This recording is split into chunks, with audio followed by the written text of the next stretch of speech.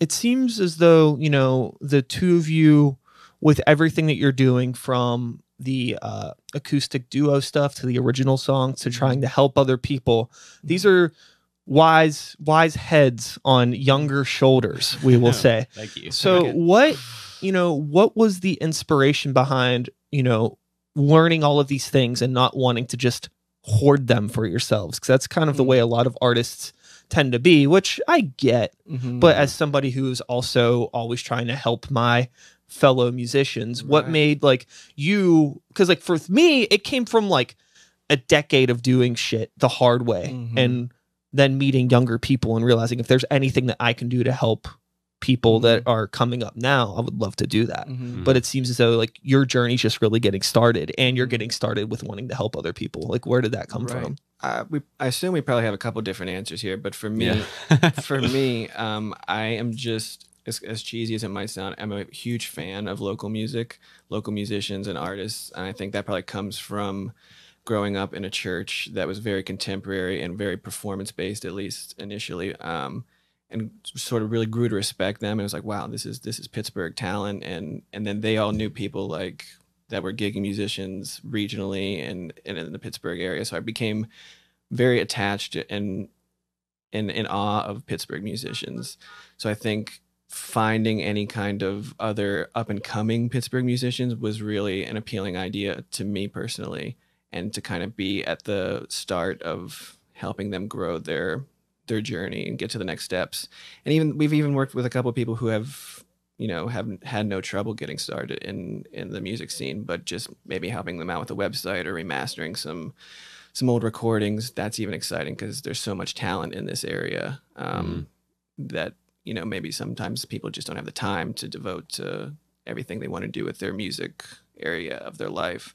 And so it's really exciting and sort of an honor kind of to be involved in helping them take those next steps. Something that I've noticed a lot of local or just underground starting out musicians in general, a trap that they'll fall into is they'll put together something that they're really proud of.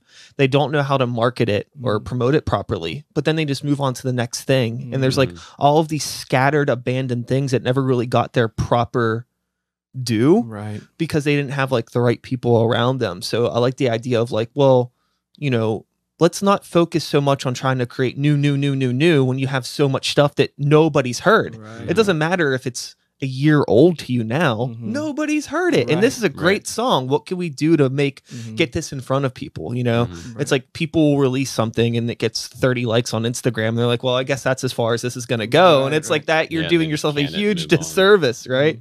What was your reasoning for wanting to get into helping people? I guess, mine's a little less mature than tight Jordan's, just because he's been doing it a little longer. But I kind of recognized, well, first of all, in high school, I was really planning on being I'm going to be a session guitarist. That's what I'm going to do. Rock and roll. Play guitar, rock and roll. Yeah. But after that, I was like, I don't think I can do that full time realistically. And I think for me, I got really into recording my senior year, and then after high school, that's pretty much all I've done. And as far as that goes, the biggest thing that I've learned is I need, especially right when I started, was I need to learn how to deal with people and deal with different personalities and all of that, because that's half the battle when you're recording, is just getting connected with who you're recording. Sure, everybody. That makes for the best recordings, I think. Yeah. When they're comfortable and everybody's enjoying what they're doing. And it's hard, learning everybody's language. Everybody has a different idea of what a hook is, or what the bridge of the song is, or, delay or the echo, or all of this terminology, getting to learn what people want to do. The thing that I think is really cool, and I'm sure the two of you are maybe starting to see this now, maybe, I don't know, how wide of a diverse group of different musicians you've worked with, but the more that you collaborate with other people, you actually absorb that knowledge, and it makes That's where I was headed with that. Yeah. You start to become better, not only as an engineer, but better as a songwriter, just from working with other minds. Yeah, that's exactly where I was going with that. When I I knew that I'd barely scratched the surface, like with recording my friends and random people that I'd met. Now that we're doing this together and I'm getting a lot of really professional clientele from Jordan's area of experience, and they've been doing it a while. And that I feel like has really brought me up as an engineer and as a musician in the entirety of it. I think it all is starting to make a lot more sense than it did. Sure. It seemed like kind of a black hole when you're just starting out, but and I think the biggest thing with trying to like break into the music industry is just knowing that just doing it is being in the industry, like going at it every day. Sure. It's not like there's a moment where you're like, now you're in it. Like, yeah. The whole term, the idea of like breaking into the music industry, the door's open. Yeah. Really. You don't really have to you're break surrounded by in. it. You just got to like know which door to walk in. Mm-hmm. You know, it's like a,